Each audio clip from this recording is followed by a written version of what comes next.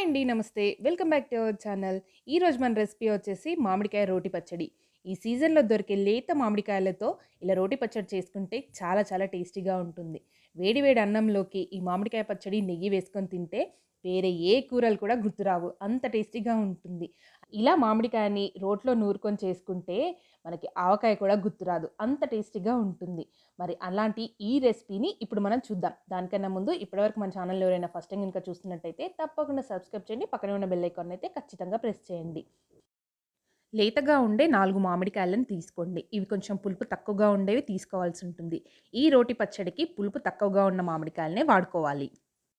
ఇప్పుడు మామిడికాయల పైన ఉండే ఈ చెక్కు మొత్తాన్ని కూడా పీలర్‌తో తీసేసుకోండి.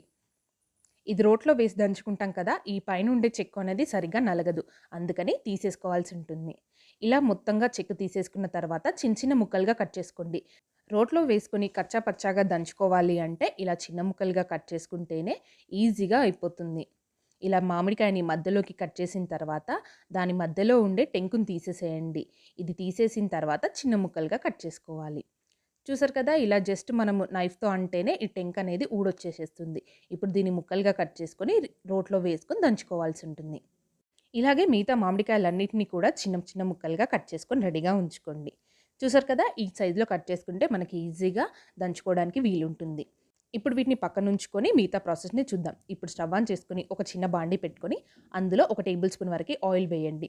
ఈ ఆయిల్ కాస్త వేడెక్కిన తర్వాత పావు టేబుల్ స్పూన్ వరకి మెంతులు, అర టేబుల్ స్పూన్ జీలకర్ర వేసి ఓ 2 నిమిషాల పాటు చట్పటలాడేంత వరకు ఫ్రై చేసుకోండి.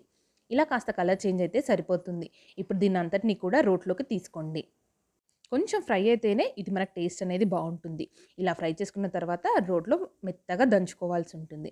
ఆల్రెడీ మనం ఆయిల్ వేసి ఫ్రై చేసుకున్నాం కదా! కొంచెం మెత్తగానే ఉంటుంది. సో, మనం దీన్ని ఎక్కడా కూడా పలుకు లేకుండా పేస్ట్‌లా తయారు చేసుకోవాలి. ఇప్పుడు ఇందులోకి 7, 8 వరకు వెల్లుల్లిపాయలను వేసుకొని కచ్చా పచ్చాగా దంచేసుకోండి. మరీ పేస్ట్‌లా తయారు చేయకండి. వెల్లుల్లిపాయలు అక్కడక్కడ తింటుంటే పంటికి తగిలేలా ఉండాలి. ఇలా దంచుకున్న తర్వాత దీన్నంతటిని కూడా ఒక బౌల్‌లోకి తీసుకోండి. మనం ఏ బౌల్‌లోకైతే మామిడికాయ పచ్చడిని కలుపుకోవాలనుకుంటున్నామో అదే బౌల్‌లోకి వేసుకోండి. ఇప్పుడు మామిడికాయని కూడా రోట్లో వేసుకొని మెత్తగా దంచి తీసుకోండి.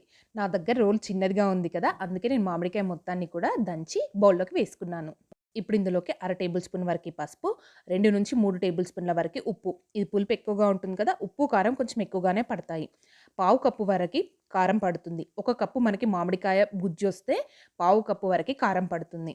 ఇలా కారంని, అలాగే ఉప్పుని రెండిటిని కూడా మీ రుచికి సరిపడినంతగా అడ్జస్ట్ చేసుకున్న తర్వాత మామిడికాయ గుజ్జుతో ఉప్పు, కారంని బాగా కలుపుకోవాల్సి ఉంటుంది. ఇలా మొత్తంగా కలుపుకున్న తర్వాత ఇప్పుడు దీనికి తాలింపును ప్రిపేర్ చేసుకుందాము. ఇప్పుడు స్టవ్ ఆన్ చేసుకొని చిన్న బాండి పెట్టుకొని అందులో పావు కప్పు వరకి ఆయిల్ పడుతుంది. ఒక కప్పు మామిడికాయ గుజ్జుకి పావు కప్పు వరకి ఆయిల్ కరెక్ట్‌గా సరిపోతుంది. ఈ ఆయిల్ కాస్త వేడెక్కిన తర్వాత ఓ టేబుల్ స్పూన్ మెంతులను వేసుకొని ఎర్రగా వేయించుకోండి. ఇవి వేగిన తర్వాత అర టేబుల్ స్పూన్ ఆవాలు, ఓ టేబుల్ స్పూన్ వరకి జీలకర్రను వేసి వేయించుకోండి. ఇవి కాస్త చిటపటలాడిన తర్వాత 7, 8 వెల్లుల్లిపాయలని ఇలా కచ్చా పచ్చాగా దంచుకొని ఆయిల్‌లో వేసుకోవాలి. ఓ రెమ్మ కరివేపాకును కూడా వేసుకొని తాలింపును రెడీ చేసుకోవాలి. చివరగా స్టవ్ ఆఫ్ చేసిన తర్వాత పావు టేబుల్ స్పూన్ పసుపును వేసి కలిపి ఈ పచ్చడిలో కలుపుకోవాలి. వేడిగా ఉన్నప్పుడు వెంటనే వేయండి. టేస్ట్ అయితే చాలా చాలా బావుంటుంది. ఈ తాలింపునంతటిని కూడా ఈ పచ్చడికి కలుపుకున్నామంటే మామిడికాయ రోటి పచ్చడి అనేది రెడీ అయిపోతుంది. ఈ పచ్చడిలోకి మనం ఉప్పు, కారాన్ని కరెక్ట్‌గా వేసినట్టయితే 1 మంత్ వరకు కూడా ఫ్రెష్‌గా ఉంటుంది. అండ్ మనకి టేస్ట్‌కి నచ్చినంతగా అడ్జస్ట్ చేసుకోవచ్చు. కొంచెం పుల్లగా తినని వాళ్ళైనా, పులుపు ఎక్కువ ఇష్టపడని వాళ్ళైనా కానీ, ఇందులో మామిడికాయని దంచుకునేటప్పుడు కొంచెం బెల్లాన్ని గానీ, చక్కెరని గానీ వేయండి. చాలా టేస్టీగా ఉంటుంది. చూసారు కదా! ఇది మన మామిడికాయ రోటి పచ్చడి. ఈ రోటి పచ్చడిని మీరు కూడా ఇంట్లో ట్రై చేసి ఎలా వచ్చిందో నా కామెంట్ సెక్షన్‌లో చెప్పండి.